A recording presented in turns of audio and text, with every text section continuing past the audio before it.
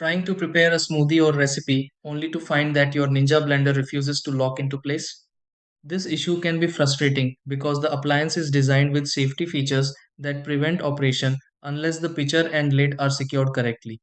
In many cases, the problem is caused by alignment issues, debris, or an improperly seated container rather than a broken mechanism.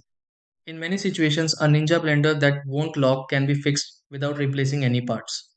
Before assuming the appliance is damaged or changing random settings, these are the steps you can try to fix this and restore normal operation.